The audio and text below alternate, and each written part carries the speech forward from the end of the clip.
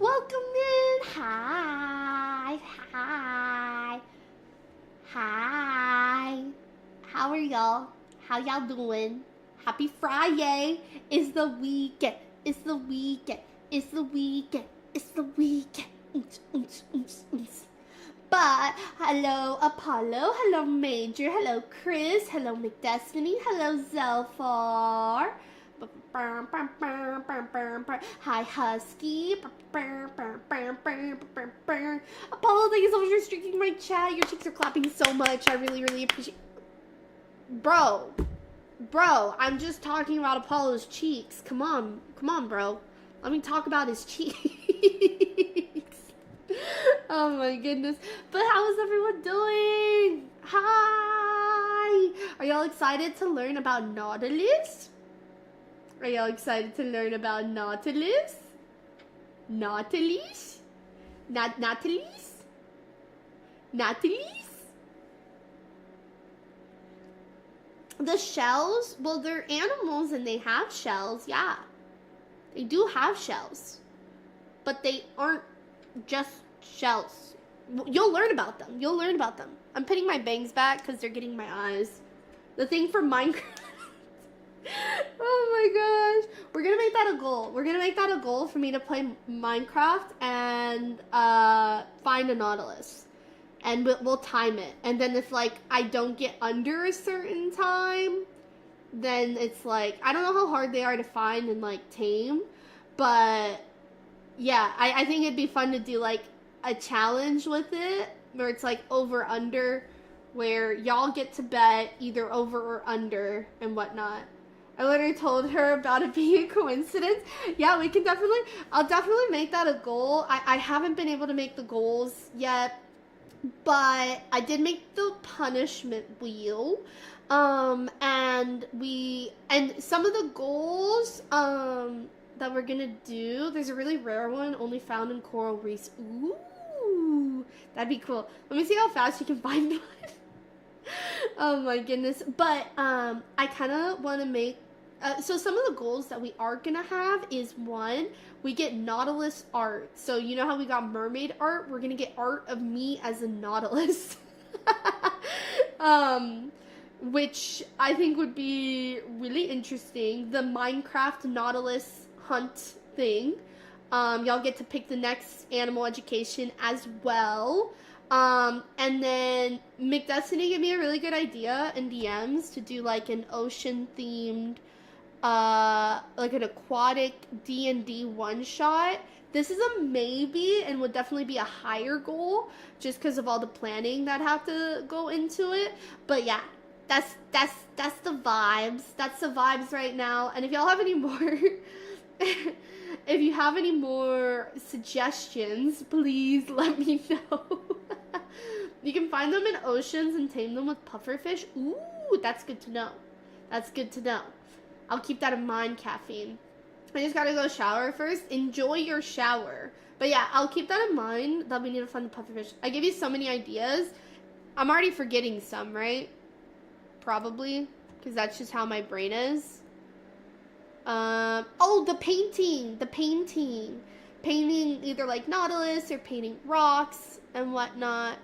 Nautilus art, Minecraft, but we can like make it a challenge. But thank you. No, yeah, McDusty, you're saving my ass by the amount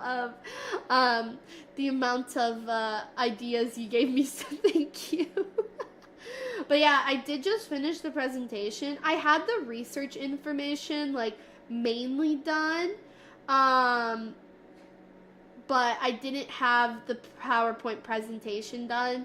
So I just reused a template from last time and just put all the information. I know what it's like to panic. I'm the queen of panicking. Alright, someone time me. I'm going in. But Apollo, I want to talk to you.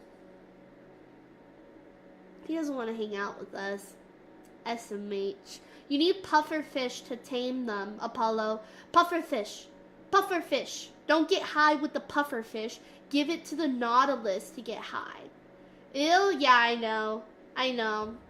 I'm sorry. I'll stop being nice to you. Bam, bam, bam, bam, bam, bam, bam. 20? 20? You've streaked in my chat 20 times. Major, you are so lewd. Thank you for streaking in my chat. Oh, I forgot to ask. Thank you for streaking in my chat. Your cheeks are clapping so loud. I really appreciate it. Thank you so much. So much. You're really streaking out here. And I really appreciate that. And those aren't your hands. Those aren't your hands. But anyways, guys, this week work has been crazy. Because, like, first of all, work itself has been a lot. And then I've been going out, like, every day after work. I need to send pictures of the fancy dinner we went to. I forgot. I need to send the pictures. I tried a steak a pouvoir, which means like the peppercorns are like seared on it or something like that. So I tried that, and it was very yummy, and then it had a cream on it too, and it was very yummy. And I got medium rare because I like my steak almost rare. I like it when it's red and juicy. How do you guys like eating your steaks? If it, like, I'm curious. How do you guys eat your steak? Medium rare, medium. Oh, wait. Rare, medium, medium well done.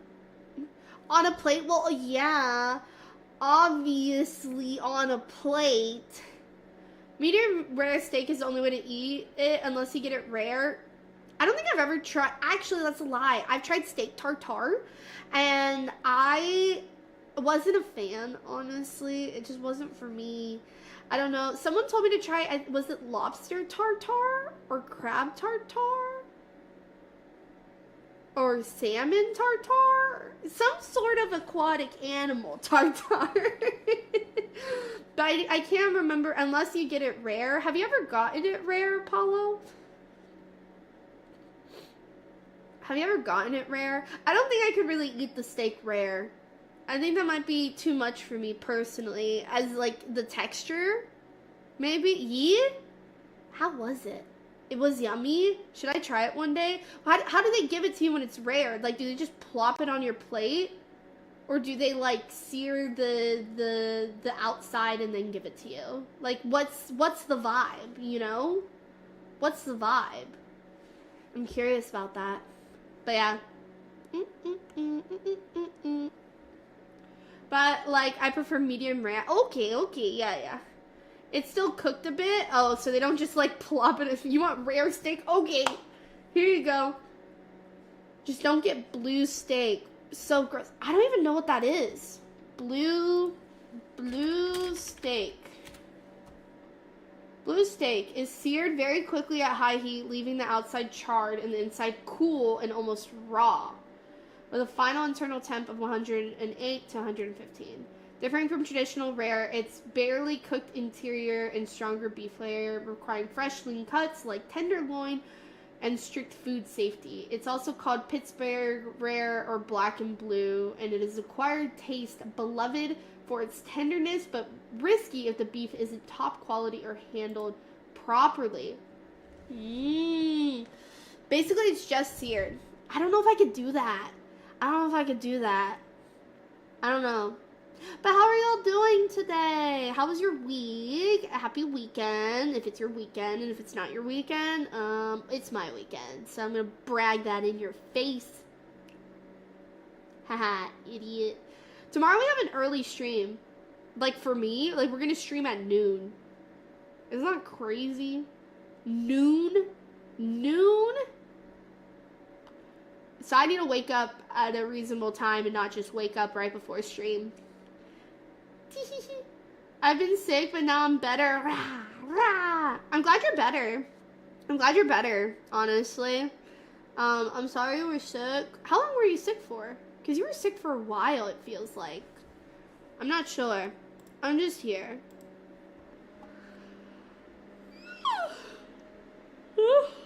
Whoa. Also, I got an unlucky spawn, no ocean in sight. Oh, that's another thing that's gonna be a big struggle is if, like, I get a spawn and there's no ocean. Frick. Oh my gosh. I was sick for, like, a week and a half. Oh, dang. So I need to sneeze.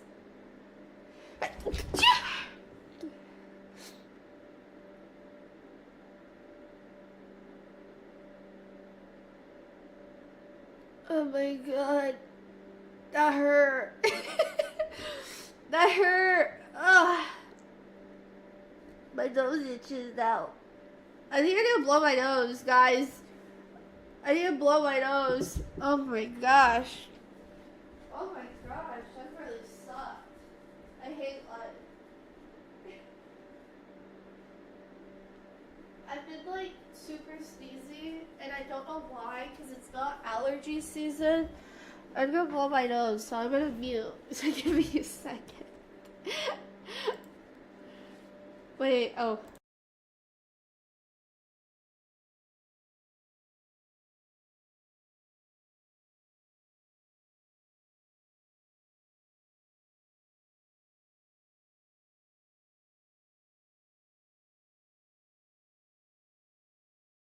Thank you for the blessings. I really appreciate it. Thank you. Did you sneeze some brain out? Probably. I don't think I sneezed it out, but I blew it out. You know, after when I blew my nose, I blew it out. Do I sound like more nasally than usual? Because I feel like I have kind of a nasally voice already, but I feel like I sound extra nasally right now. No? Let's go. I drove to Austin and back the same day while sick. Why would you do that, Apollo? Right after the sneeze you did? Yeah, because I had freaking snot dripping out of my nose. Like, I would expect to sound nasally there. But yeah. Do you guys prefer when I'm, like, super close like this or when I'm, like, far away like this? Do y'all prefer close or far? Close or far? Close, far. Close, far. Close, close, far. Close, far. Close, far. Close, far. Close, far. Close, far. Close, far. Close. Ready? Ready? Far. Close. Far. Close. Far. Close. I'm just letting, sorry, I'll stop. I'll stop. I'll stop. Sorry. Hi, Liam. How are you doing? Welcome in. Hello. Close. I had to pick up my sister. It was hell. From the, why did you have to pick up? I'm kidding. I like close, closer. You can only be that close if you intend to give forehead kisses to the homies. What if, hear me out, I spit on you. Wait, no, people will take that weirdly.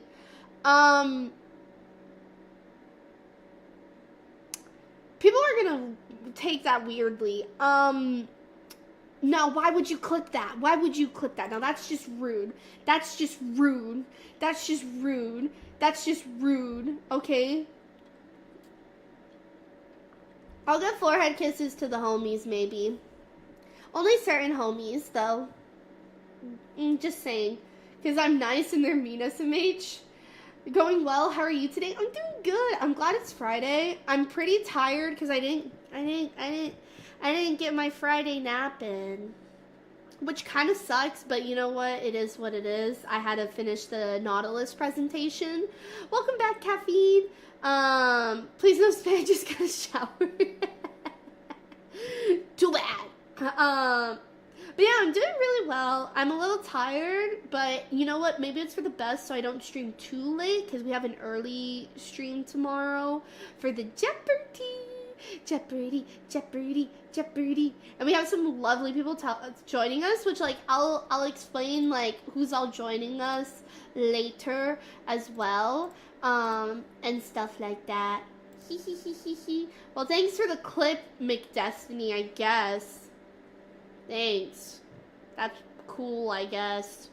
Now there's gonna be a clip of me spitting on y'all. I regret my decisions. Sometimes I do things and then I don't think about what I'm doing until after I've done it. You're welcome. Yahoo. Yeehaw. Found one. How long did that take? It's 8:33. You found one. Wait, but did you tame it? Did you tame it? Did you tame it or did you just find one? Found? It took 11 minutes. Oh, goal 500 pounds for charity? I mean, I'm always down to do more, but right now that is the goal for the weekend. Fuck, I have to tame it? Yes. You have to find and tame it so you can ride it. You have to ride the Nautilus. Chat. Hi, Husky. Hey, Chris, why you biting? I can bite. Like, ready?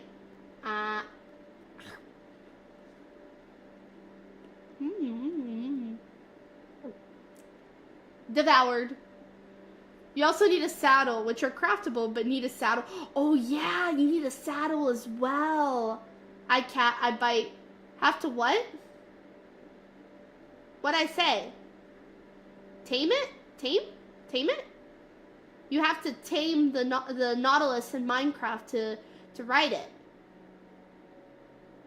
We're doing like a challenge. So it took 11 minutes to find it, so it seems like they're not too difficult to find, but you need a saddle, you need pufferfish, and then you need enough pufferfish for it to decide, yeah, I like you, or no, I don't like you. But yeah, okay. Do you guys want to learn about Nautilus? Do you guys want to learn about Nautilus?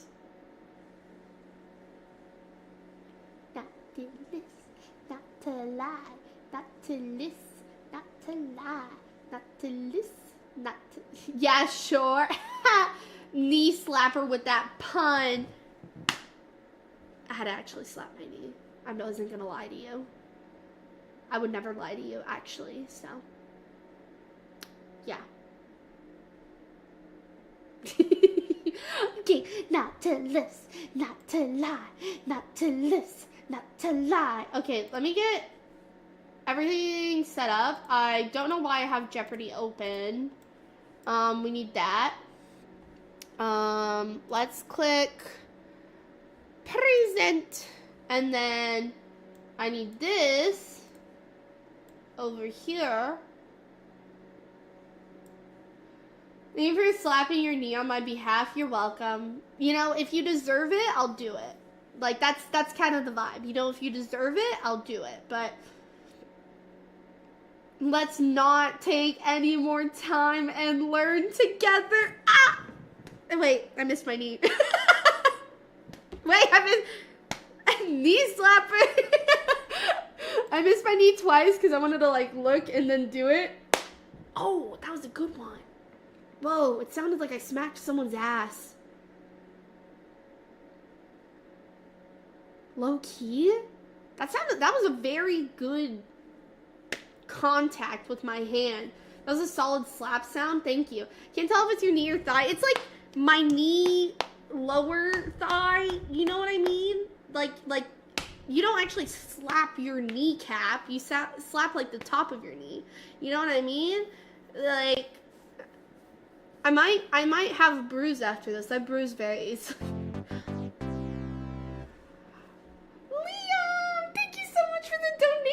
I really, really appreciate it. Thank you so much. Thank you. I'll have all the goals and incentives tomorrow. So like you'll have like a little reward for 10 pounds. 10 pounds? Because we're British. Because we're donating for WWF UK, the Brits. Samara. I'm gonna eat you. Ready? Tasty ectoplasm.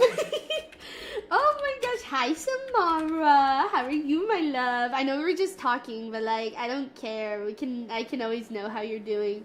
Oh, what the frick? What happened? Where's my model? Hello? What? Huh? I'm zooming out.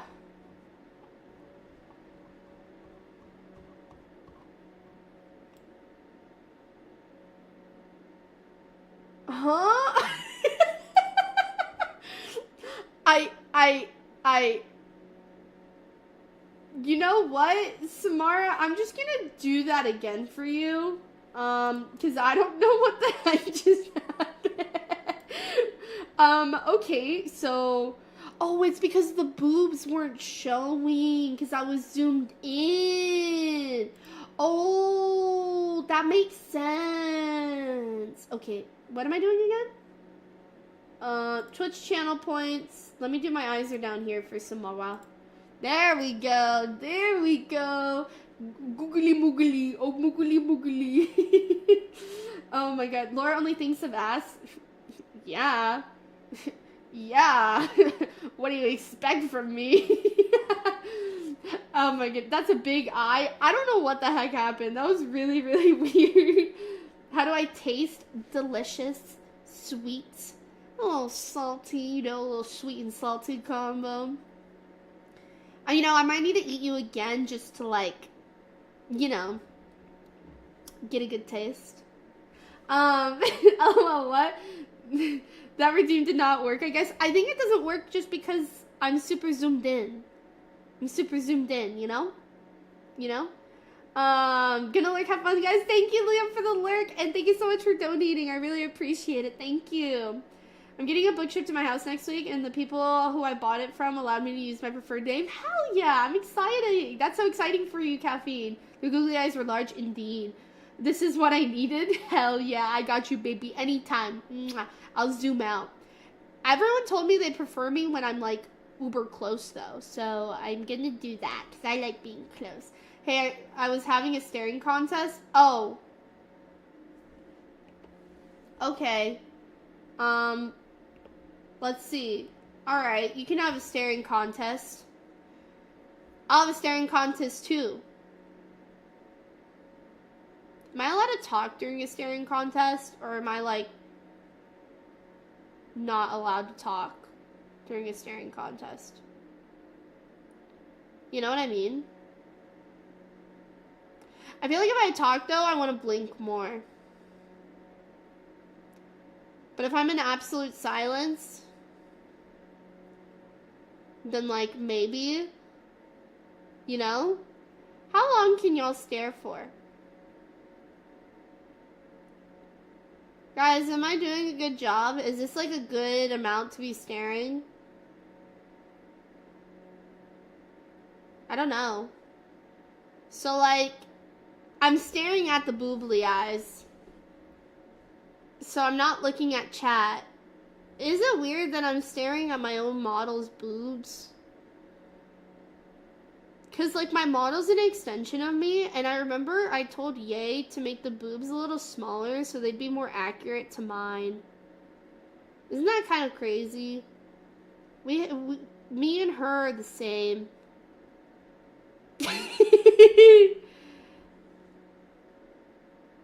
Okay, I'm gonna... go back. Salty cause brat? Yeah, you are brat. I'm still not blinking though. Yeah, you can talk. I always win staring contests though. Really? Do you? I win staring contests too. But I'm done. And once I started reading, I went, nope, I can't do that. Oh my gosh. I feel like I do that all the time anyway. Stare at my model's boobs? No. I look at her eyes. I'm not gonna lie. I look at her eyes a lot because I'm just obsessed with them. I'm like, whoa. Or her hips. Her hips. Her hips. I love the hips. Hips, hips, hips, hips, hips. I like how everything, like, moves on it. Like, the potions, the little pouch, the compass, you know? I love it. And also the thighs with Zoomy. But you don't see that most of the time. You just see, like, meat. Like, upper half. But yeah. I feel like you do that all the time. Oh, I just read that. That made my day so much better. You're so welcome. I'll show you the book when it comes. It costs $20 total. The book itself was $12, but then shipping was $6 and there was tax. Yeah, it is unfortunate. I mean, $12 for a book isn't bad, but yeah, the shipping and the tax definitely adds on. I really like the belly button. Not something I normally see on models. Really? Is it because, like, my model has, like, a crop top? Or... do people just not put belly buttons? I'm curious about that. I actually don't know. I actually don't know. I'm not, like, really thinking about it. I think let me see. I'm curious if on my other outfit, if there's belly button shown. But I don't think there should be. No belly button on the next model, on the next outfit. So, I'm sorry, Kaba. I'm not gonna have a belly button on the next one. I apologize dearly. Hey, Blitzkrieg, how are you? Oh my gosh. I want to get that. I saw that emote YCH, and I want to get it so badly. You don't understand. You don't understand how badly I want to get that emote. But hey, Blitzkrieg, how are you doing? Okay, right. I was setting up for the education. We're going to learn about Nautilus. Are you guys excited? Oh, that's the wrong thing. Are you excited? I have my notes. I have everything we need. Presentation. But yeah, are you guys excited? Ciao. I'm gonna move myself to the other side because I think most of the text is on this side. I'm so excited. But hi, Blitzkrieg. How are you doing? So, today, you guys chose to learn about Nautilus from the last charity stream.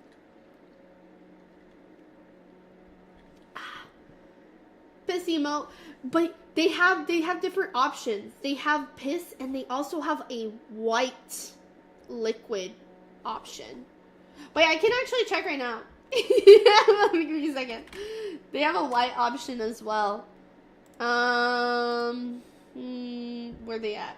Where they at? I commissioned them forever ago for something else. Yes, there they are. Let's see. Okay, how's Laura doing? I'm doing great. I'm really excited to do some Nautilus education because I don't know much about them, which is one reason why I really wanted to do Nautilus, because I get to learn with y'all. So I thought it was really fun. Okay, there's like a water version, yellow version, which is piss, and a white version, which you can assume what that is. So, yeah. I don't have a sub to them right now, but I know a guy with a milk emote. Oh, hell yeah. Nautilus are such creatures. They really are. They really are. And it's going to be really fun. Gosh, I think I need to blow my nose again before we start. Give me a second. I'm so sorry. Maybe I'll just break the freaking toilet paper roll. Guys, can we talk about how expensive good freaking tissues are? Like, why are good tissues so expensive? I think it's rude. I think it's a crime against humanity. Alright, let me mute real quick, blow my nose, and then we'll get started.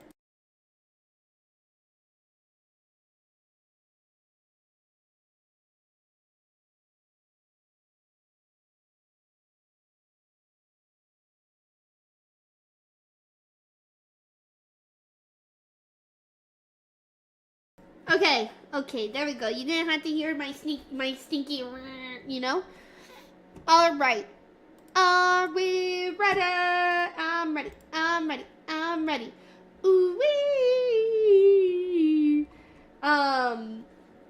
Milk emote is very funny. I know Espen has like an emote, tamed it running to make a saddle. You've got this, Apollo. You've got this. It's been 25 minutes. Alright? 25 minutes. Okay. So, today, we are going to be learning about Nautilus. So, I mean, let's just get right into it, am I right? Oh, also, they're commonly known as, chambered Nautilus or pearly Nautilus. So, I quit. I died. How did you die? How did you die? I'm really curious. How did you die? And then their scientific name is Nautilus pompilus. Nautilus pompilus. But yeah, so Nautilus are sometimes called chambered Nautilus or pearly Nautilus. And I'll get into like the chambered you can kind of see, but the pearly, we'll get to that as well later. So, what are Nautilus? They are hard-shelled cephalod. I mean, wait, whoa. I did not say that right. Cephalopods. Or a mollusk. And other cephalopods are octopus, squid, and cuttlefish, just for like context. Skeleton decided to sign up for Old Phase and pull a crazy ass 360 from 5 blocks in the air that fell on me. Oh my gosh, get cucked, Apollo. But yeah, so they are distant relatives of octopus, squid, and cuttlefish. But yeah, that's kind of the basics of what Nautilus are. And then we'll get into more details about them. I'm so excited. Are you guys excited? You guys better be excited. Because I'm excited. Alright, so. General facts. Their size, and you forgot to add, there are friends to this slide. They are our friends, but don't like touch them in the wild, you know, let them do their thing. They're that friend where it's like, they'll come to you. They're that friend where it's like, oh, we'll come to you. Alright, I'm gonna move to this side while we talk about size, and then I'll stay on the other side for the rest. So, size. Their shell diameters really do range anywhere from like anywhere from 4 to 10 inches or 10 to 25 centimeters. The largest species, which is Nautilus repertus, can reach up to 25.4 centimeters or 10 inches in diameter, and they weigh nearly 2.8 pounds. And then, like most species, not all of them, but the males do tend to have larger and wider shells than the female. The males usually are bigger. Lifespan. So, for cephalopod, I need to, like, listen to that pronounce. I feel like I'm saying it wrong. Right. Cephalopod. Cephalopod. Okay, I was saying that right. So, in terms of cephalopods, they do have a very long lifespan. In the wild, they usually live for more than 15 years, which I don't know what the average is for the others, but just know it's longer. Longer than most cephalopods. And they can even exceed 20 years of life. But one thing to note about them is that they are very slow growing. And a lot of animals, they reach like sexual maturity like 3 years in, right? Or whatever. Nautilus don't reach sexual maturity until they're about 10 to 17 years old, which is kind of crazy because they live like 15 to 20 years. So it's like for half of their life, they do not mate. So it is kind of crazy to think about that. Compared to like other mammals in the world, like not other mammals, other animals in the world. But yeah, so I think that's super interesting that their sexual maturity doesn't come until much, much later. Thank you, McDestiny, for the phonetic writing. Wait, where are y'all? Y'all aren't... Oh, wait, and I said I was going to move so y'all could see that side, and then I didn't. Wow, Laura. Great streamer. Great streamer. But yeah. Okay, eso. Ba-bum. Now, I want y'all to guess, where are Nautilus? Where are they? Where are the Nautili? Give me any guess. Of course, they're in the ocean, but what area? Like, near what, like, country? What ocean? And stuff like that. I'm curious. Where do you guys think they are? Water? Okay, bitch. We know they're in the water. Greece. Okay, so you're guessing around here. Mediterranean Sea, right? That's Mediterranean. I don't know geography, so don't quote me. Somewhere around here is Greece. I think that's Greece, right? Maybe? I don't know. Any other guesses? Hi, Trick! How are you doing? Welcome in! What's up? What's up? Do you want to guess where Nautilus live? Since you just came in, I'm putting you on the spot. But also, how are you doing? More importantly, how's it going? But yeah, so Nautilus. I think mayhaps near South Africa. I have no clue. I don't know anything about ocean animals. Okay, so like South Africa down here. Indo-Oceania. That's this Gulf? Right? Or is it this one? Is it the left or the right? Dang, I should really get a map that's like Indo-Pacific, like Ring of Fire. Is Ring of Fire left or right of India? I don't know geography. Oh my god. Oh my god. Oh my god. Google. Google. Indo-Ocean.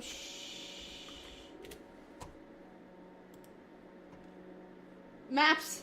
Maps. Maps. Maps. Where is it? Where is it? Wait. Huh? Okay, let's just search up Ring of Fire. Wait, where's Ring of Fire? Guys, I don't know anything. Like Malaysian stuff? Okay, so it's on the right side. So here, Indo-Pacific, like the Ring of Fire. Where's the Ring of Fire? Where is the Ring of Fire? In the Pacific. Northern tip of South America. Along the west coast of North America. All the way to, okay, it like spans a huge region. You know what? That's honestly a great guess because it is such a good. Hey, you're not supposed to look at it yet. The Indo-Pacific. Gosh, leave me alone, guys. Anyways, but they are only in this sort of region. They're over here. In the South China Sea, the Sulu Sea, but yeah, Pacific Ocean, Australia, New Zealand, Singapore. But yeah, so if you guess like Indo-Pacific, yeah, we'll accept it. We'll accept it. But yeah, India's too far for it, but a little more to the east, and yeah, you're good. Guys, we were all right. That's crazy. Okay, big guy. But yeah, the Philippines is over here. They're over there. But yeah, they're all over the place. And it shows like other species. And I'm gonna be honest. I did not do specific research about the species, so I won't be able to answer any questions like that. If we want to do like a deeper dive one day, we can definitely like talk about it, but it might be more of like a Discord thing, like for fun, like we just hang out and do the research together. But as you can tell, the Emperor Nautilus, which is what most of the pictures I have are the most common. And then next, the belly button Nautilus.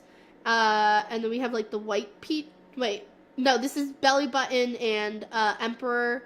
And then this is belly button. So those are the two most common, but there's definitely more. The largest are these like small purple regions. The one that I talked about before that they can reach like 25.4 centimeters or 10 inches in diameter, and they're about 3 pounds. I'm East Coast Aussie, so I had no clue. Whoops. Hey, East Coast. Hey, look. They're over there. They're over there too. Yeah, exactly what I said. Above Australia. Yeah, Kaba, you got it. You got it right. In my heart, you got it right. But yeah, but yes, Nautilus are found exclusively in the tropic waters of the Indo-Pacific region. So those who guessed Indo-Pacific, y'all are right. Ranging from Southeast Asia to Australia. So they specifically like to inhabit the deep slopes of coral reefs, They usually live 100 to 800 meters below the surface, or in American units, 325 to 2,600 feet. It's a pretty large range. But they do have a limit, which is the 800 meters, because if they go past that, their shells are thought to implode. It's no one's ever really seen it happen, but that's kind of the guess. Nautiluses participate in the diel vertical migration, so they spend the daytime in deeper depths, but move more towards shallow water to hunt under the cover of the darkness in the evening. So, shallow waters being like 250 to 500 feet deep. So, yeah, I think that's really interesting that they'll chill down deeper, but then when it's time to hunt, they'll go up, and then they'll yum, yum, yum, yum, you know? But, so I'm gonna say this. I didn't have time to make a graphic, nor could I really be bothered to make a graphic. So I took a screenshot off of Google, and I hope you guys don't judge me too much. Please, please don't judge me too much. But there are different species, like you see here, of nautiluses. Now these are both extinct and living ones. There's not this many nautilus left right now. I believe there's only 6 to 9 nautilus species in total. But it's and the emperor nautilus is the most common one. But they are really, living specimens are really hard to find. So many species were first identified from shells, which led to a lot of classification issues. But recent studies, recent discoveries that genetic and morphological studies in 2023 confirmed 3 new species from the Coral Sea and South Pacific, highlighting genetic differences and shell patterns, like striping and size for identification. Judging so hard right now. Okay, leave me alone. Please don't judge my last minute homework too much. Literally how I feel right now. But yeah, so I feel like I'm getting through this kind of quicker than we'll talk a lot about other stuff. I'm like, am I getting through this way too quickly? I don't know. I mean, we do have a game to play later, so, but yeah, so I don't know the details of each one. All I know is that the Emperor Nautilus, or Nautilus pompilus, which is, where are you? Where are you? Where? You know, this might not be accurate. This might not be accurate. Oh, why are you giving me the googly eyes when I'm trying to be educational? Now that's just rude. Oh my goodness. But let's talk about their nom-noms. Let's talk about their nom-noms, their diet, how they eat, and whatnot. So, nautiluses are, is it nautili or nautiluses? Plural of nautilus. Oh, either or. Oh, awesome. Okay, cool. Both work. So, nautiluses are opportunistic scavengers and predators. Their meals include leftover lobster shells, hermit crabs, carrion, which is rotting flesh, fish, crustaceans, and worms. So this lecture is so much more engaging now. You could have done my eyes are down here and then y'all would be staring at my boobs, but okay, that works too. I'm glad it's more engaging now. So that is like the majority of their diet. How they hunt. So their main way to find food is their sense of smell. They have specialized specialized smell sensing tentacles called rhinophores that help detect their food. And they can detect food from as far away as 33 feet or 10 meters for my non-Americans. But yeah. Which I think is really cool because they're pretty small. Like, you can see in this picture, like, they're not, like, super small, but that's, like, a crab right there. That's some kind of fish right there that he's eating. But, like, he'll eat that. They'll eat that. And I saw, like, another picture of them eating where they're, like, eating as a group, and I thought that was very interesting as well. But yeah, another thing is, so their sense of smell is how they find the food, but they use their tentacles called kiri, or I think it's kiri, to grab their prey, and then they have a parrot-like beak that they use to shred their food. So they'll, like, shred the food, they'll grab it, shred the food, and then they're able to eat it. So I think it's really interesting that these little guys, but yeah, they mainly go for, they're like scavengers more than like, I'm going to go hunt something down. So I think it's very interesting. Any questions, comments, concerns? Anything?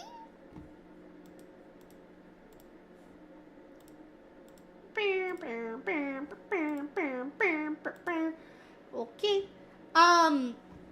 So I think, are they hunted by humans? We are gonna get to that. And I'm gonna tell you exactly why they're hunted by humans. But yes, they are. And we're gonna talk about that. Last slide, we're gonna talk about conservation threats and whatnot. They're not endangered, but they are threatened. And we'll talk about why as well. Excuse me, I'm so sorry. We'll talk about why as well on that. But yes, they are hunted by humans. But yeah, that will be talked about. Okay, next. Movement. This is a very short slide, but I want to show y'all a video with it as well. But they basically, and I'll show you a video so y'all can like understand how the movement works, but they basically move using like jet propulsion, and they achieve this by expelling pressurized water out of an organ called the siphon, which propels them forward, backwards, or sideways. So, let me get this thing. No, I want a better one. I want a better one. Here. Let's see. Yeah. I love this video. Oh. There's the dad. Give it a second. So, here we'll see the little guy moving. We'll see the little guy moving. Isn't he so cool? We've watched this on stream together. But yeah, so you'll see the jet propulsion. I know it shows up, but they kind of, right now he's like doing it pretty like tame and just kind of using buoyancy to kind of like float and move. But right here, he lands on the sand, I think. Can you give me a better angle, please? This angle kind of sucks, bro. But yeah, this is the little propulsion thing. And you can kind of see it like opening and closing. Right there. You see that? I know it's like super small, but you see that? That's kind of what helps him move. That's the siphon. Right there. Oh, no. Over there. You see that? So that's how he is moving. That's how this thing is moving. But it's super, super cool. I think these creatures are amazing and super beautiful. But yeah. Some of the dragonfly nymphs with their jet propulsion. Yes, exactly. I should do a dragonfly day, like education one day. We gotta do a bug education one day. But look at him go. Yes, I'm concerned that one day one of these things will get an interest in non-rotting flesh. Who's feeding these guys carry on in the first place? They're finding it. They're scavenging for it. It's not like they just find like the dead animals and that's what they'll eat. Because it's easier for them. They can't really hunt super well. So scavenging for them is a lot easier. So finding the dead animal and eating the carrion is a lot easier for them, and they're able to digest it. So this is 320 meters, I believe. Wait. Yeah, 320 meters to 429 meters. Let's find. Yeah, look at this. Look at this close up. Let's look at this close up. Oh my gosh. I love this video so much. I can't tell you the amount of times I've watched this video. I think like 1,000 of the views is just me. But look how beautiful that shell is. And water Jesus spider that is native to Australia. But it's just so pretty. And supposedly, it's not confirmed, but supposedly the markings on the shell are unique to each Nautilus. It's not like 100% confirmed because there's not like there's research on them, but it's not like there's like a crazy amount of research where people just know everything about them. But this is a supposed most likely type thing. But yeah, that's I think this guy like really shoots out. There's one that like you could see the water like go. And I kind of wanted to find that, but I can't really find him. But yeah, he's got his little jet propulsion there. Perfect bug topic. Oh my gosh. I want to bite the shell. It tastes. No, don't. No. Let him be. But I think it's really cool how they move. But yeah. Begin. Okay.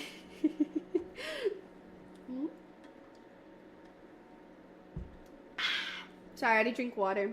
I'm gonna drink more water.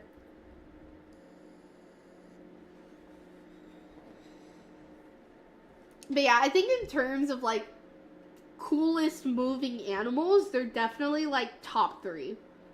I think so. I think the way they move is the coolest thing ever. But yeah. Oh wait, I need my notes, or else y'all are not gonna get the right information. Okay, so y'all know I find like animal reproduction very interesting, so I'd like to preface that yes, I'm going to talk about this for a bit. Because guess what? They shaboink for way too long. These guys, first of all, this is how they look when they mate. This is how they look when they mate. They just merge together. I wish you could see my hands. You know? They mate for up to 30 consecutive hours. No breaks. 30 consecutive hours. 30 fucking hours? That's almost a whole work week. Damn, marathon mating for real. So Nautilus mates sexually, and it's often described as face-to-face mating. And basically, just like me, for real, Kaba.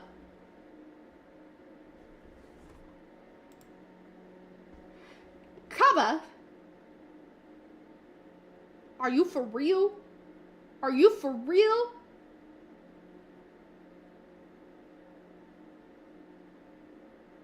When you gonna show me? When you gonna show me? I'm sorry, I had to, I'm so sorry. Oh, I forgot, I need to move my model. She's walking. Sorry, I'll stop.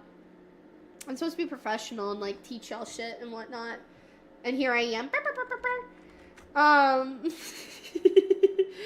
Let's see. Just like me, except instead of hours, it's like nanoseconds. It seems accurate. It seems accurate to all my exes, too. I'm sorry. I had to. I'm so sorry. That seems a little excessive. Hey, that's just how they do it. Okay. Okay, why? Why? Bro, really, why? Why? Why? You deserve it? I'm just talking about reproduction in an educational way. That's it. But in an educational way, bro. Bon, go to jail. Okay, anyways, I'll just continue talking about Nautilus reproduction. So, it's described as face-to-face, and basically the male transfers a sperm packet to the female using a modified tentacle called a spadix. Now, yeah, so they have a sperm packet, they use that special tentacle to give it to the lady, and yeah. So, females lay eggs throughout the year, producing about 10 to 20 eggs annually in aquariums. It's hard to tell in the wild. But they lay one egg at a time. So I need y'all to think about this. They mate 10 to 20 times a year for 30 hours each time. Well, up to 30 hours each time. Okay, up to 30 hours each time. 10 to 20 times because they only lay one egg at a time, and they attach it to a hard substrate for camouflage.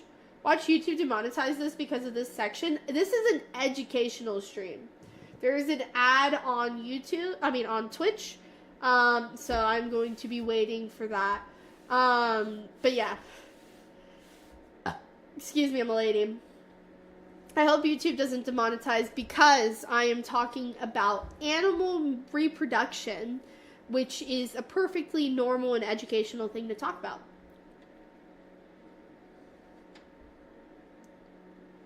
I was taking the break to drink water. Water. Hydrate or dihydrate. Like I must acquire food, of course. I'm back. Okay, let me drink more water.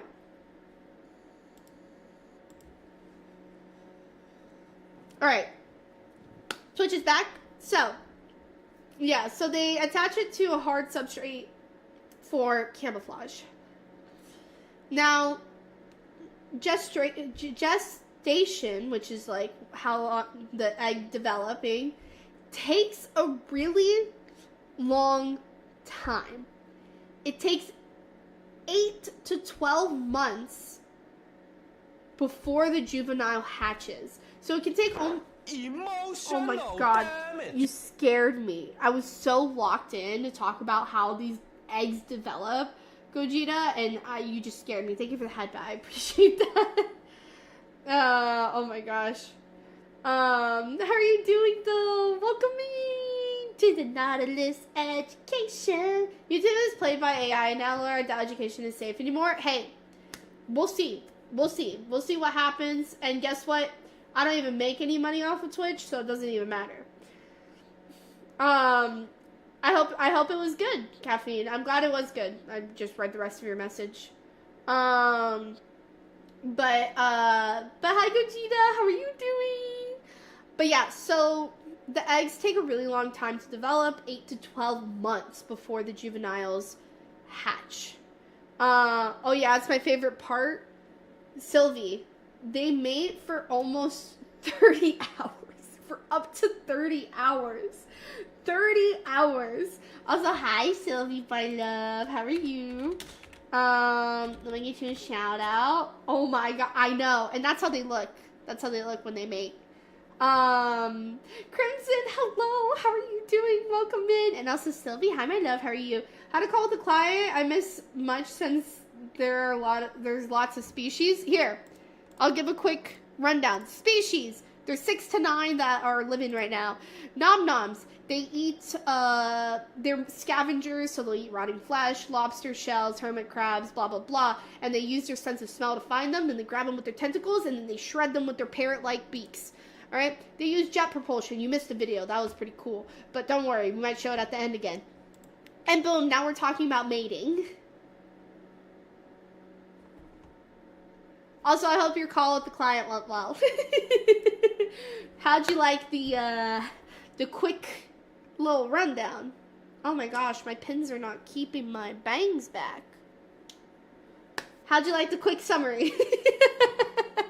We're talking about, so they mate for up to 30 hours, and then the male releases a sperm packet through a specialized tentacle called a spadix, and the female, throughout the year, they lay one egg at a time, and they lay about 10 to 20 eggs a year.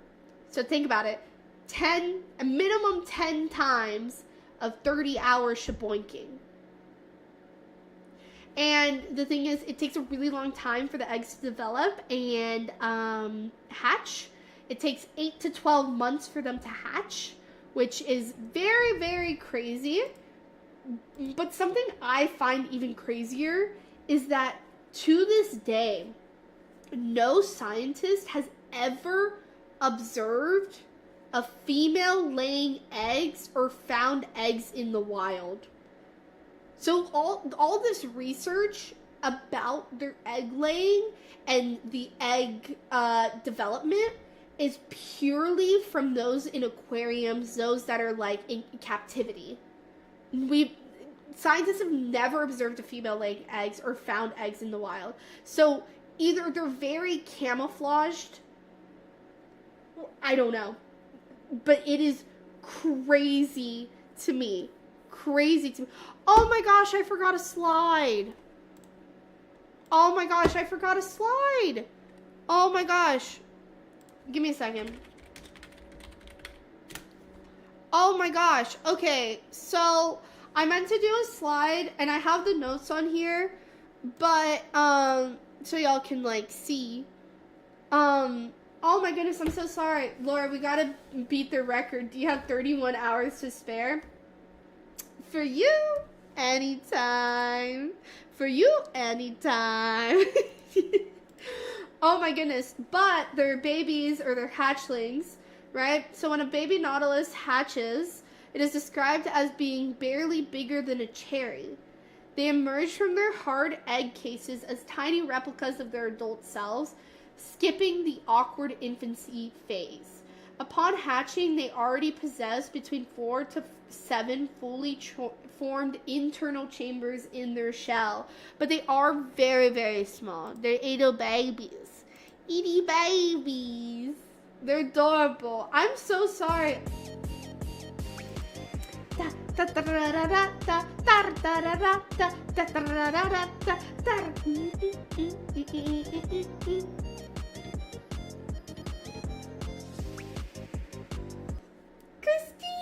My love, thank you so much for the resubscription. How are you doing? Oh my gosh, let me give you a shout out, my love. How are you? Welcome in. I completely forgot to make a slide for the babies so I could show you all the pictures because they're so small. They're so small. Good sleeping. I'm also pretty tired, but I'm really excited because I hope y'all know that like 90% of what is on this PowerPoint presentation, it was my first time learning about it too. So I thought that was pretty neat, okay? Sorry for forgetting that slide, but I'm glad I wrote about it. But yeah, the babies are just tiny. But how are you doing? Oh, you said good sleeping. I'm out of it. But yeah.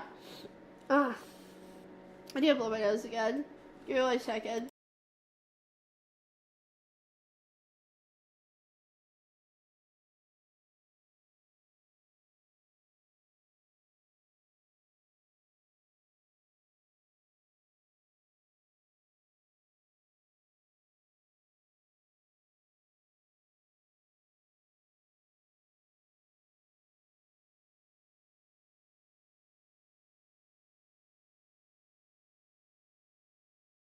Bro, I be dying. No, I'm muted to blow my nose. I'm muted to blow my nose.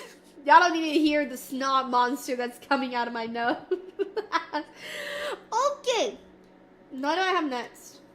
Okay. Now this next slide is more just kind of like really fun facts about them. So, we have 5 fun facts about them. And I have it out of order. Nice, Laura. Good job. Why would you do that to yourself? Okay. Alright, wait, I need water.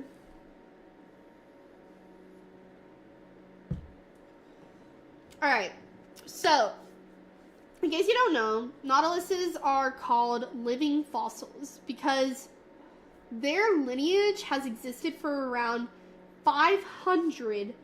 Wait, actually, I'm curious. How long do you think... Well, I gave you the 500, so you gotta guess. How long do you think their lineage has existed without really being changed? I'm curious. I gave you the 500. Oopsies. 500 million years? Okay. Alright, that's Kaba's guess. Since mid-dino times. Oh, wow. How long ago was that? 500 billion. Okay. But, the correct answer is 500 million years, and they have remained relatively unchanged. And they have survived 5 mass extinctions, including the end... Bro, can I just, like, not burp? Like, I stream and I start burping. I don't know why. Including... Are they older than sharks? Yeah, I believe they are. Especially in terms of, like, they haven't changed. They haven't adapted or anything. They're just the same because they haven't needed to adapt or anything like that. But they have survived 5 mass extinctions, including the end Permian extinction, which wiped out 90% of Earth's species. I know sharks are older than Saturn rings, but I love hearing about older things in these guys' rule. Let me see. Are Nautilus older than sharks? Let's see. Yeah, Nautilus have been around for over 480 million years, while shark ancestors have been a date back to 450 million years. See, the thing is, I feel like sharks have adapted and changed more than Nautilus have, which is why Nautilus are known as living fossils more than sharks, in my opinion. So that's the thing. Nautilus just haven't changed. They are the same as they were 500 million years ago. With, like, I mean, obviously there's been some changes, but, like, really, not really. You know, like, really, there hasn't been much. Nautilus said if it ain't broke, don't fix it, for real.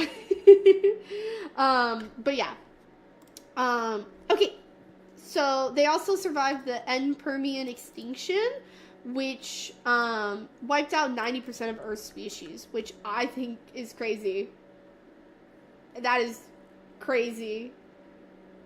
That was dinosaur times, right? And Permian, was that dinosaur times? I don't know, but I think that was like over 250 million years ago, the Permian era. So, I have here sensory oddities. I think this is super, super interesting. But their eyes, right? They are simple pinhole eyes that lack a lens. Meaning that seawater can just seep right into them. Like, it just goes in their eyeballs. And it limits their vision to mostly detecting light and shadows.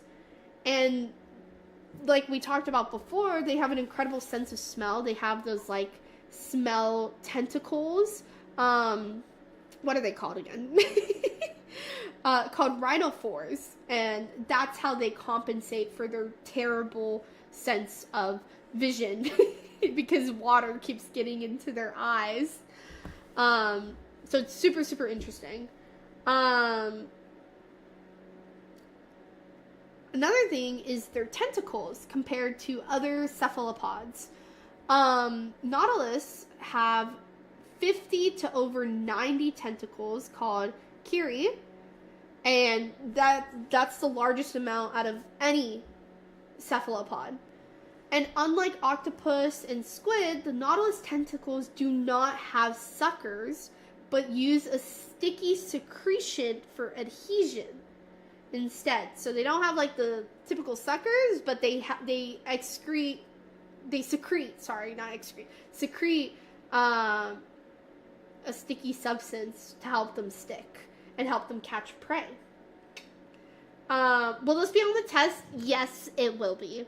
Honestly, though, I think it'd be really fun one day to do like Kahoot with y'all about animals I've taught on stream, and then like we do the Kahoot, but then y'all just need to promise you're not gonna like cheat and Google. I think it'd be really fun. We can maybe do it next year as like a year in review type thing. I think that'd be really, really fun. Or honestly, we can maybe do it next week. Maybe. Another thing is, whoa. One second.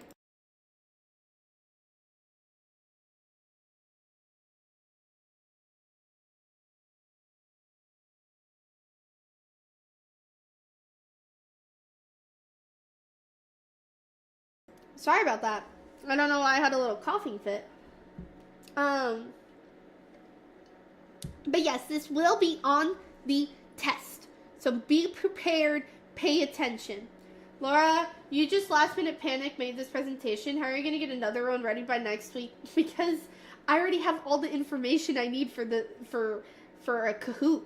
I just need to go through my old education stuff and then put it as questions on a Kahoot for y'all. Duh. See, the thing is, I don't need to do any research, and I don't need to make it look pretty. I don't need to find pictures or anything like that. I just need to slap it on the Kahoot. She says that she leaves it to the last minute. Okay, can I explain why this was left to the last minute? One, Moo was here for 2 weeks, and I didn't have time to do it before, and I didn't have time to do it while he was here. Two, I was supposed to do it earlier this week, Monday and Tuesday, and then work was such a bitch, but then I also did have fun, and I went out to like dinners and stuff like that, so I had a good time. So I didn't have any time to do this until today. Luckily, I did get the research done beforehand, so I only had like a few things left to research and then put it all together. You don't need to, it's fine. Yeah, but I'm defending myself, you little sorry. Anyways, another thing that's very interesting is their shell engineering. They're the only living cephalopods with an external shell. And the shell is composed of over 30 chambers in adults, with the animal occupying only the largest and newest chamber. So, you know what? I kind of want a bigger picture for this one, so y'all can see the chambers. Yeah, this is the picture I have. You can see the chambers here. You see, and they occupy only this portion right there. Bald. Hi, Pale. How are you doing? Thank you for the head pat. How are you doing? Let me give you a shout out. Don't call me a bit when I help you through the panic. No, and I do really appreciate it, so thank you. Such a cool shell design. So this is the interior. So this is the exterior right here. And then the interior, which is a picture I have on the slideshow, is like this. And you can see the chambers in it, and they occupy this largest chamber right here. That's where they occupy, and then here's like you see their little tentacles, their eyes, their beefy part, you know? But yeah, here's another one where you can kind of see them a bit more clearly, the chambers. And they develop as, like, years go on. Like, I remember I mentioned with the babies, they already have 4 to 7 fully formed internal chambers. And then once they reach an adult, they have, over 30 in adulthood. It is super interesting. This one has a lot. You can see it. It is so beautiful. Golden ratio in nature. Yes. Lemoul Mats. Welcome in. Thank you so much for hopping in. I hope you're doing well. Thank you for the sit-up, dummy Pale. And also, how are you doing, Pale? And thank you for the hydrate. Mathematicians study these shells too because they form some kind of famous perfect mathematical shell. Yes, the golden ratio is what it's called. But yeah, it's super, super interesting. Here, you can kind of see here. Golden ratio. Let's see. Golden ratio. It's just perfect. It is so interesting. Wow. Oh, wow. Sorry. I get tests. I've only been to 2 animal education videos. Well, the rest are uploaded on my Twitch. Not bad, boss. Good to see you. Hope your time away was good. You badass. It was great. It was really fun. I had a really fun time with Moo.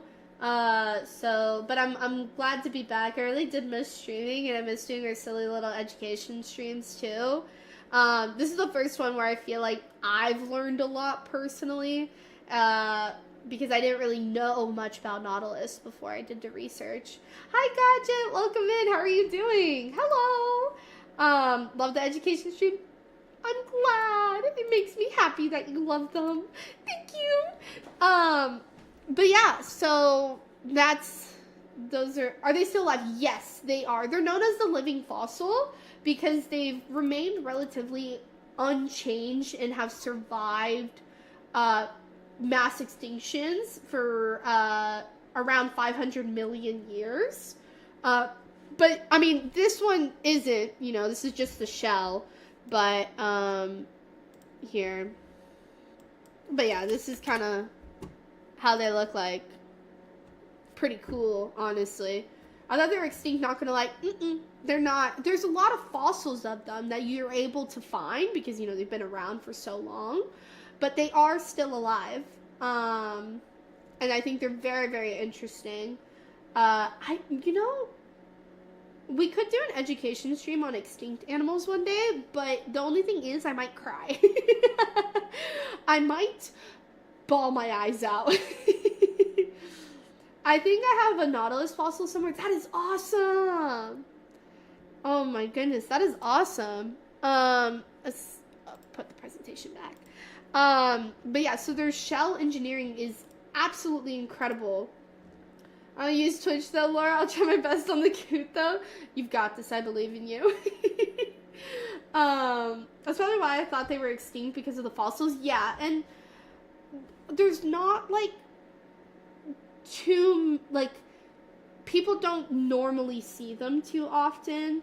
For example, to this day, scientists have never seen a female lay eggs, nor have they ever found eggs in the wild. The only reason they know about their mating process is because of Nautiluses in captivity. So yeah, I think that's super, super interesting. But yeah, they're not super common to find or anything like that. But yeah, they're not extinct. They are still living. And they're killing it. They're killing it for the past 500 million years. For the past 500 million years, they've been killing it. Are they endangered? They're not endangered, but they are threatened. So, and we're going to talk about their conservation status and the threats they have on the next slide as well. After we get through this one. Oh, my nose itches. But they're definitely super, super interesting, and I absolutely love them. 10 out of 10 recommend. 10 out of 10. We love them. But they are not endangered, luckily. Okay. So they're shell engineering the golden ratio in nature. Another thing really interesting about them is their I can never pronounce this word. Buoyancy. Buoyancy? Buoyancy. We could talk about the Tasmanian tiger. Sadly, they aren't around anymore. You can be angry at the British. Yes, yeah, we could. Maybe, but the thing is, I get very emotional talking about, like, very, like, critically endangered animals and extinct animals. Especially extinct animals that it's, like, human interaction that caused them to go to extinction. I mean, I cried when we learned about vaquitas, bro. Like, and, like, the thing is we're on the up for them, luckily. Like, there's a lot of positive theories for them and assumptions, so, yeah. But their buoyancy control. So, the internal chambers function like ballast tanks of a submarine. So, the chambers are connected by a small canal called the siphuncle, which regulates the buoyancy by pumping fluid into or out of the chambers, which is super interesting, which is why they can kind of like do that weird like floating motion, and I think it's really sick. Let me see, this is important.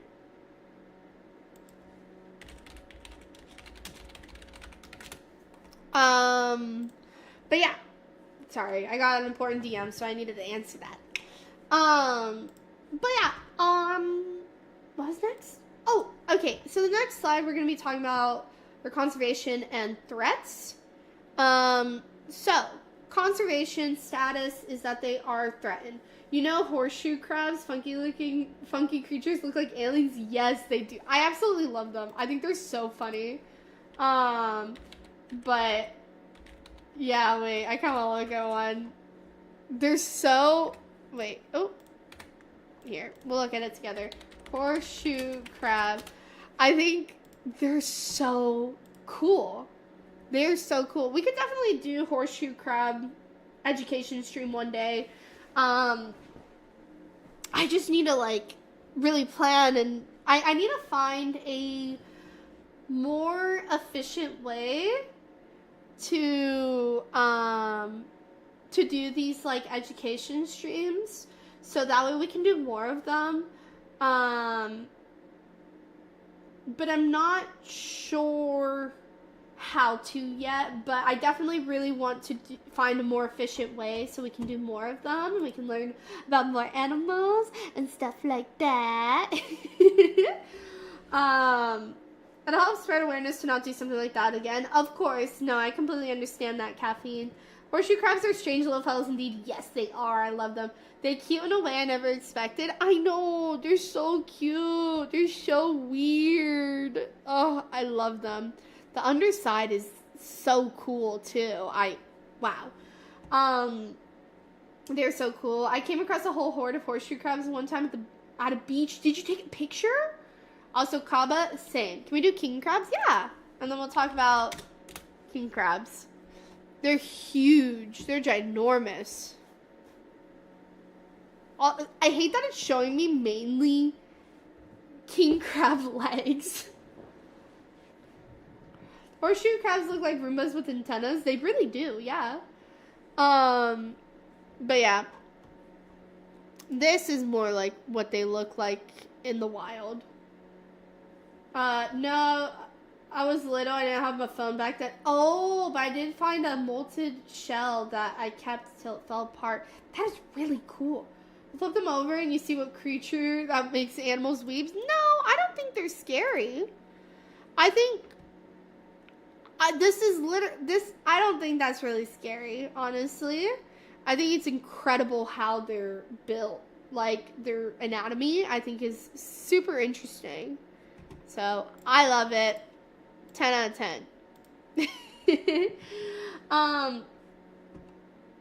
But, yes. This is the second to last slide. But yeah, their conservation status is that they are threatened. And the threats they have is that so the live ones freaked me out a little, but my dad told me they were harmless and picked one up to show me. We put it back in the ocean when we were done. Aww. Do you do mostly endangered / threatened species or any animal? Honestly, any animal I would do. I think I just gravitate mainly towards endangered and threatened species just because they're the ones that really need the awareness for them.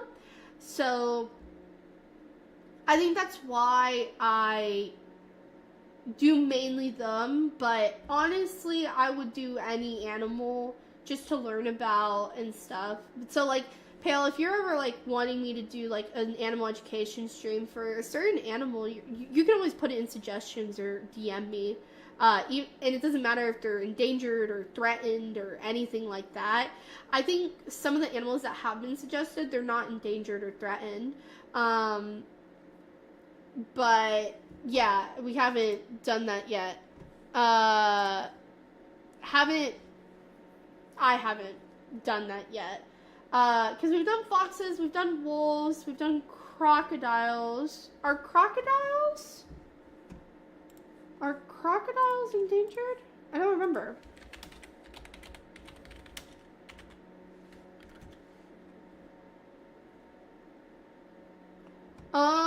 Certain crocodile species are endangered, but not all of them. Hi, Ark! How are you doing? Welcome in! Hello! I will mind your face. Welcome in. How are you doing? It's been a while. How have you been doing? Because I think it's really cool to learn about animals, period. You know, oh, yeah, for sure. And, like, I want to learn about every animal ever. So, yeah, no. So, like, if y'all ever have any suggestions, you can definitely drop it in the Discord. And, you can put it in suggestions or in the conservation chat. And I will, oh, that's not what I wanted to copy. Or in the conservation chat, and like, I have a list. I have a list of all the recommendations. I just need to figure out a way to really, did that not link on YouTube? Gosh dang it. Gosh dang it. It didn't even send. There we go. For some reason, my thing is all messed up. Been good, Twin. Good to see you. It's good to see you too. And Ark, I'm doing well. We're finishing up our presentation about Nautilus, which is grammatically correct. Not a lie, Nautilus is correct. That's why Laura's on her way to becoming the Steve Irwin of VTubers.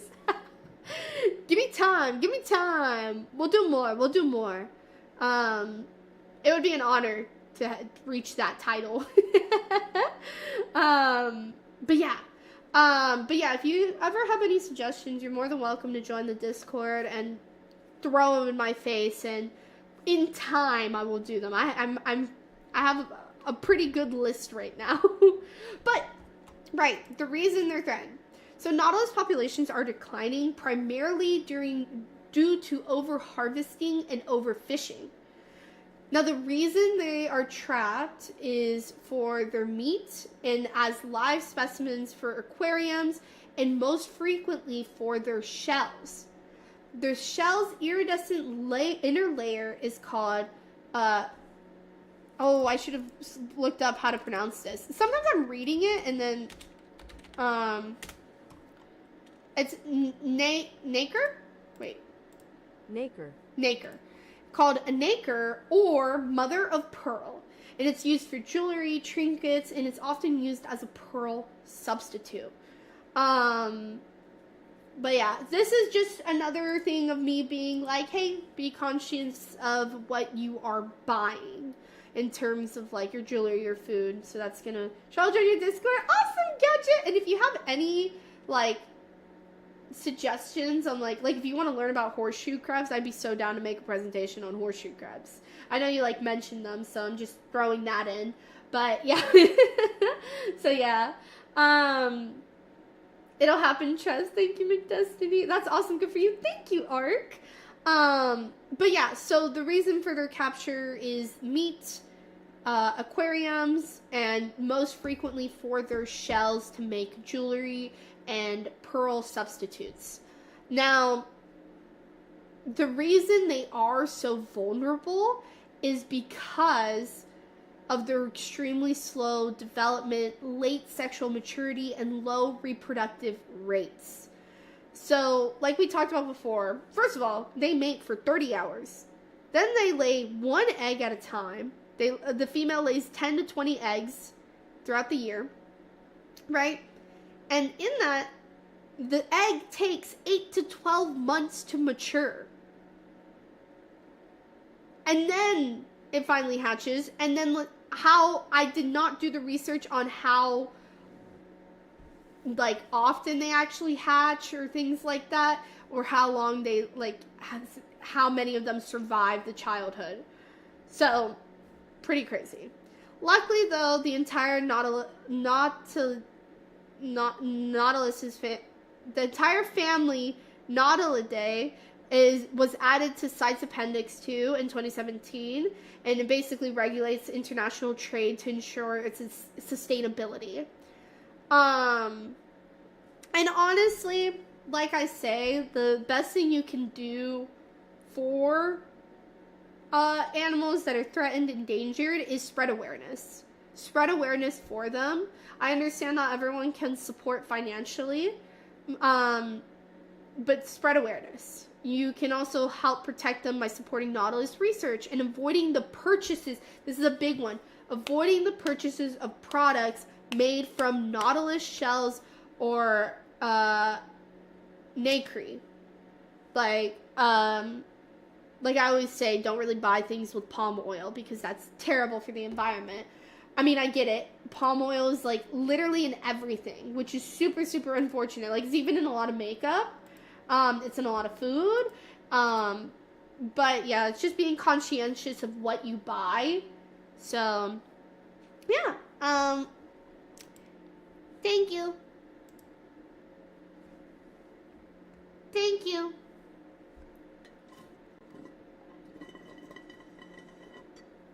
I finished my water. Does anyone have any questions? Oh my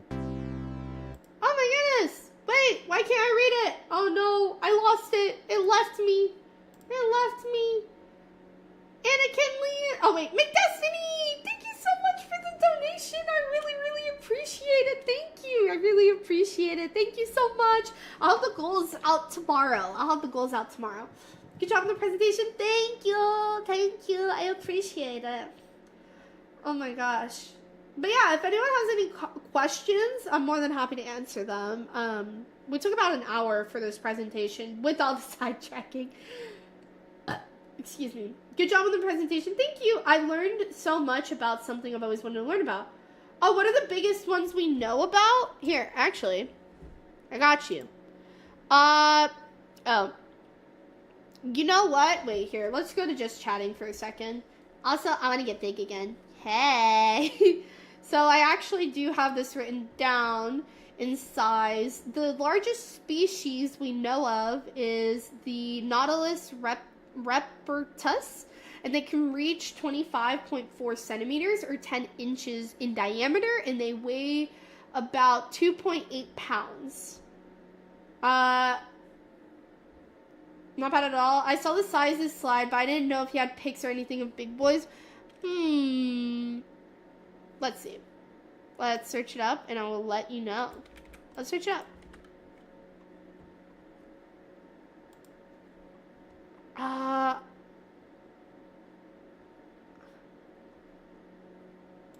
No, this is an Emperor Nautilus. I mean, Emperor Nautilus are the most common ones.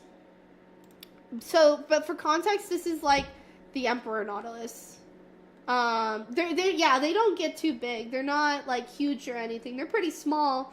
But yeah, this is an Emperor Nautilus or Nautilus Pampaniche. Not bad at all. Thank you. I saw. They don't get to. Yeah. But yeah, that's kind of the vibe with them. But so I'd say, like, think about it like being slightly bigger, but but also mathematically they're the perfect size. Yes, they are the golden ratio. They're so incredible. I love them, which is what makes them awesome. And also the fact that they've survived. Thank you for the head pat, Liam. I appreciate it. Thank you. And also to add on the fact that they have survived through 5 major extinctions. They've survived for 500 million years with very few changes. Like, I think that's sick. That's so cool. But yeah, so yeah. Any other questions, comments, concerns? I think I'm gonna need to blow my nose again. Dang it.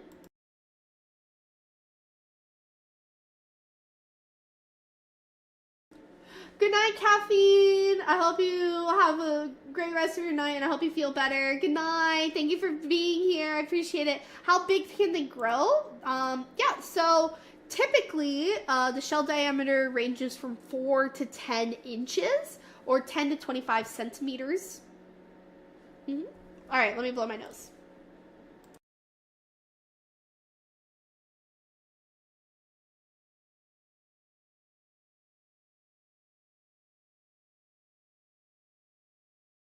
Oh my gosh, that's the nose blow I needed. I can breathe through my nose a little bit more. Hardly, but there's a small hole. There's a small hole. That's awesome. So yeah, they're not super big. They're not super big at all. I feel like pictures of them make them look bigger. They even said to me, I need to get more water. I'm out of water. So we might take a little BRB so I can get some water and go pee again because I have a bladder of a goldfish.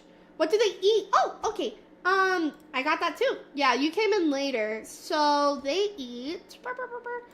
So they're scavengers and predators. So they eat like leftover lobster shells, hermit crabs, carrion, which is rotting flesh, fish, crustaceans, and worms. And basically the way they hunt is they have specialized smell sensing tentacles called rhinophores that helps them find the food, and they can smell it from as far as 33 feet or 10 meters. And then they grab the food with their tentacles called kiri, and then they use like a parrot-like beak to shred their food. Yeah. So they eat a lot of things that are already dead. What depth are they at usually? Oh my goodness. Bro, watch the I'm kidding. Where are they?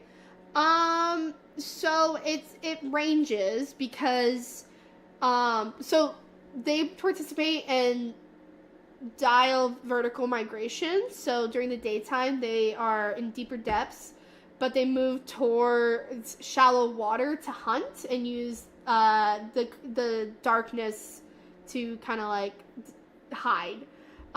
So they're typically found 100 to 800 meters or 325 feet to 2,600 feet below the surface.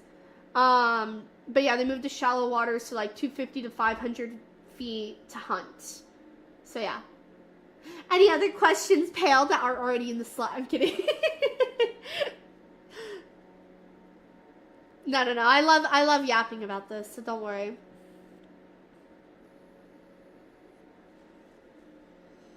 Yeah, no, don't worry. I know you were late. I'm gonna get some water and stuff. Okay, I'm gonna take a quick BRB. I'm gonna get some water. And I'm gonna go to the restroom. And I'm gonna put booty shorts on. So, BRB. Bam, bam, bam.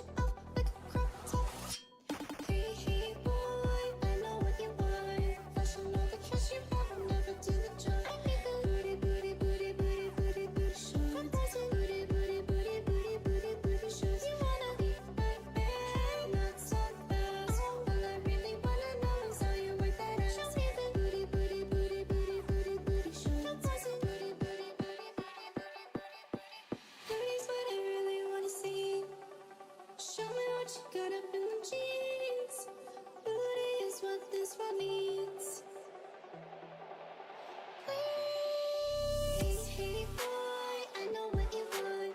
Pushing all the cash you have will never do the job. Booty, booty, booty, booty, booty, booty shots. Booty, booty, booty, booty, booty, booty shots. You wanna leave my bed, not so fast. All I really wanna know is how you work that ass. Show me the booty, booty, booty, booty, booty, booty shots. Booty, booty, booty, booty, booty, booty, booty shorts. Yosha.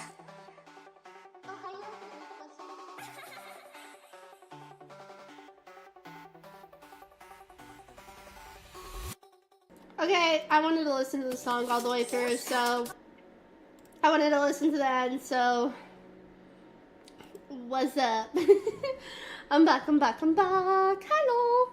Oh my gosh, I need to answer, I need to answer, because I'm getting DM'd about the Jeopardy tomorrow.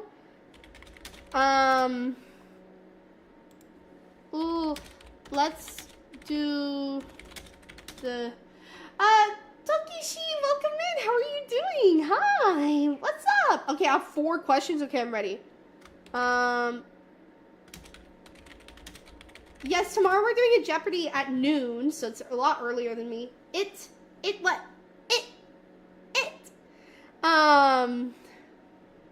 I was going to randomize them.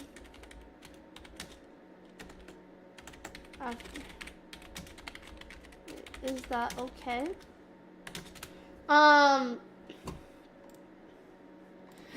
Cute. It's Gadget. Oh, hey Gadget, what's up? I mean, if you're more comfortable using YouTube, you're more than welcome to use YouTube. Whatever you prefer. Yeah, I try to pay attention to both chats. I'm still getting used to doing both. But I will say over here. Also, thank you for following over here. Do you prefer Gadget, Tokishi? Why do they have simple eyes compared to complex eyes other than cephalopods? You know, I actually don't know.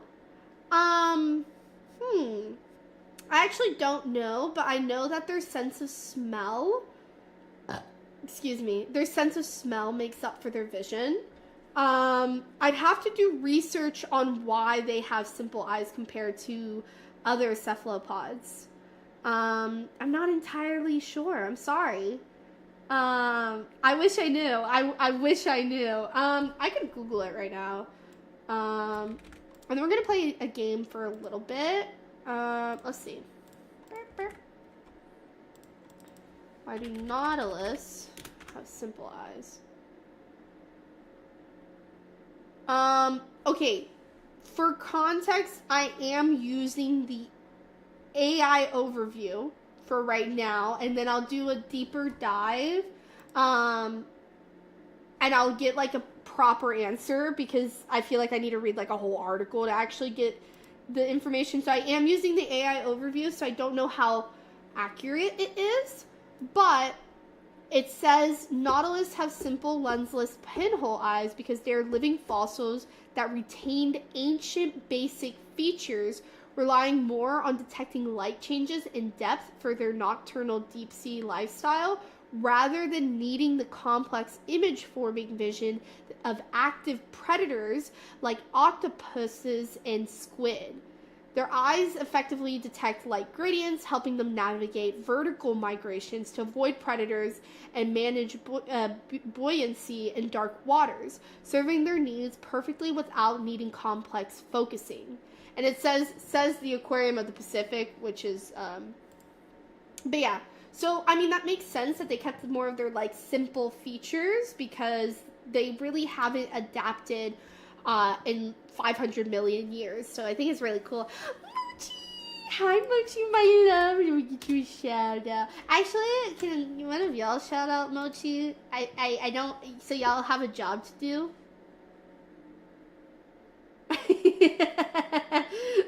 I'm making y'all work. How do nautiluses avoid predators such as sharks and large fish? Google. So, again, I need to do more of a deep dive research to tell you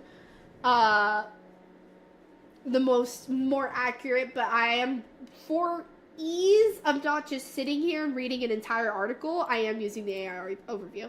So nautiluses avoid predators like sharks by using their hard-chambered shell for tough armor, employing counter shading, so dark top, light bottom for camouflage, and retreating into their shell with a protective hood and using jet propulsion to escape, often hiding in reefs or deep waters during the day and surfacing at night to feed, relying on their shell's buoyancy control to navigate depths.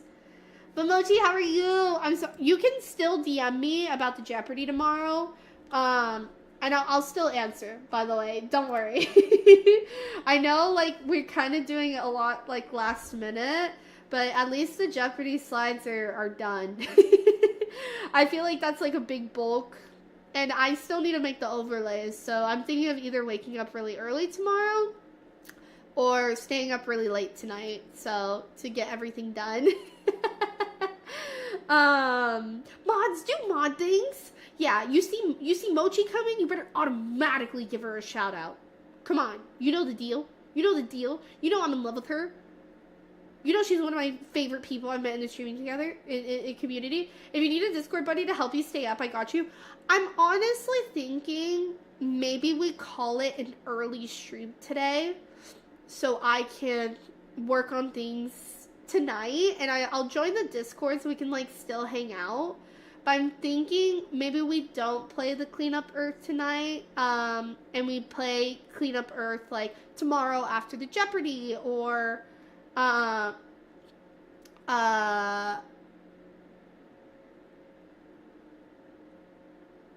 Sunday if I am able to stream. So yeah. I think that might be a good idea, but I do want to yap a little. And, like, Pale, you said you had 4 questions. We've done 2 of them, so we got to do the other 2. But, like, another thing is, Pale, that they have an incredible, like, sense of smell. Like, their like, tentacles are, like, they're called rhinophores. I almost said rhinophones, and I was like, that's not right. Called rhinophores, and that's how they detect food, but it might also help them find other stuff and whatnot. Unless Samara's still in our server hanging out. No, she's not. Okay, so I'll probably call it an early stream, and I'll join the Discord to hang out while I do that. Is there ever info in the slide deck about how deep they're? It wasn't in the slides, but I did talk about it. They range between 100 to 800 meters below the surface, or 325 to 2,600 feet below the surface. Is there a reason why they've influenced so much math and engineering type stuff? Yes, it's because of their shell. So why have Nautilus influenced math? So the Nautilus shell influences math by providing a perfect natural example of a logarithmic spiral, or we're skipping that because I can't pronounce that other word, demonstrating continuous growth without changing shape, which connects to concepts like the golden ratio, which is 5, and fractorials, inspiring studies in geometry, calculus, and even new soft cell shaped theories. Its chambers form a beautiful growing spiral that is easily visualized and mathematically analyzed, making complex ideas accessible. So, goes into my last one too, okay? I'm ready. Why does the Nautilus have a spiral shell? How does it help the animals survive? Oh, I actually know this. I kind of talked about this. So it helps. It's for buoyancy control and their protection.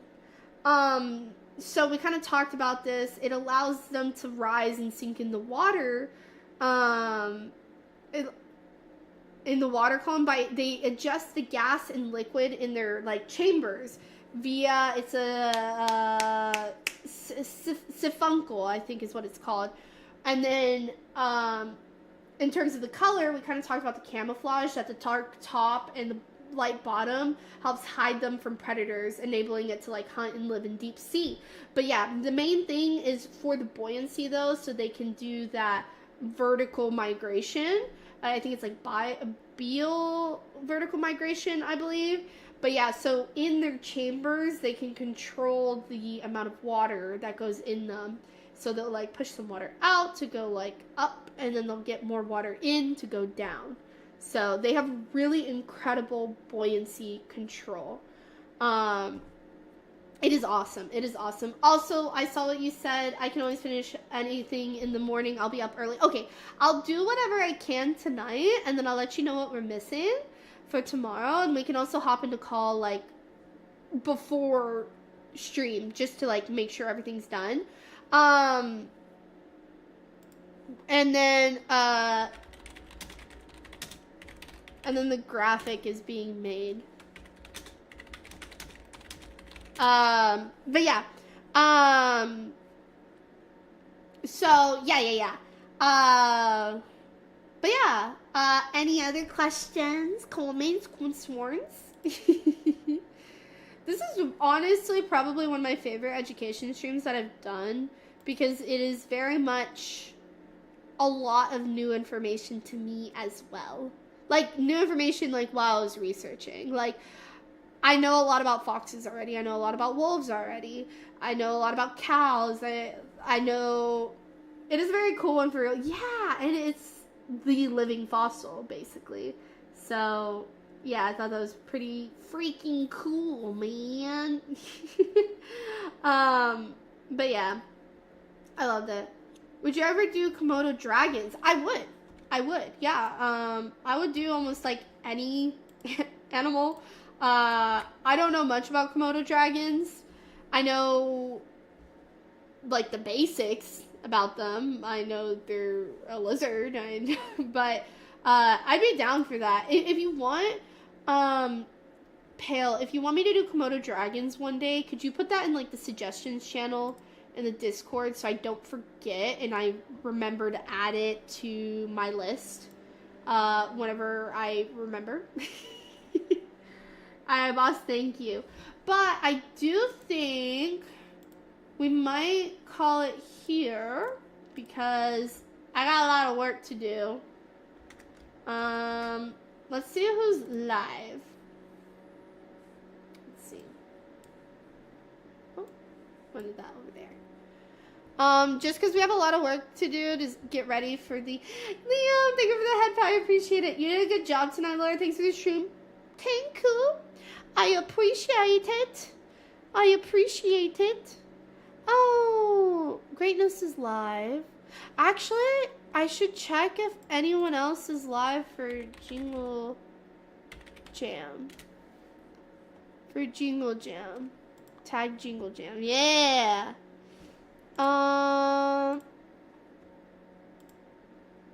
Let's see. If anyone's doing Jingle Jam. But I don't know who's doing WWF Jingle Jam. I'm scared to raid new people. Guys, did y'all know that I actually have like a really big fear of raiding people I don't know? But like, should I just do it? Should I just do it?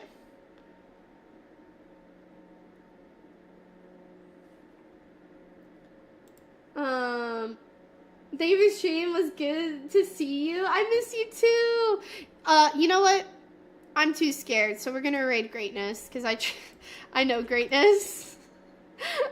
I'm sorry. I'm a scaredy cat. Oh, there's an ad. Oh, we'll wait on the ad. I'm so sorry. I'm so sorry. I'm sorry. Also, Steelzor, thank you so much. I appreciate it. For those that don't know, Steelzor and we did a sticker together on his on their website. So it was really cool. But I don't know the McDestiny, and I have a really big fear. I have a really big fear of rating people I don't know without like watching them first. No, it's not about size. Oh, hell no. It's not about size. It's just past experiences. It's not about size. I don't give two craps about size. It's just past experiences. I think I'm gonna raid greatness. I like changing up who I raid, Liam. So, and since I raided Misty last time, we're gonna raid someone new. And he's playing another Crab's Treasure. Thank you, Pale, for a head pat. No worries then. I'll definitely check them out though after stream, and then maybe we'll raid into them tomorrow. If they're live. But donate to the charities instead if you don't want a sticker. Yeah. Yes, and also greatness is great. The name entails. But again, I really appreciate y'all being here. Thank you so much for joining me to learn about silly little animals. It means the world to me. I know we're going to be doing more of these in the future, and we're going to be learning more. I'm going to find a more efficient way of doing this and doing my research, because right now my research takes hella long time, because I want to get the most accurate information as possible. But I do really appreciate y'all. If you're not following my socials, you maybe consider following my socials. And if you are not on the Discord, it'd be really cool if you joined it. I'm just saying. It'd be really cool if you joined. We're gonna be rating greatness. He's great, like the name says. If you are not subscribed, here's a raid message. And if you are subscribed, here's a raid message. I will see y'all tomorrow at noon EST for some Jeopardy with some amazing creators and co-hosted with Mochi Sai. So it's going to be a really fun time. And yeah, I will see y'all tomorrow. Bye! Mwah! Okay, change to ending.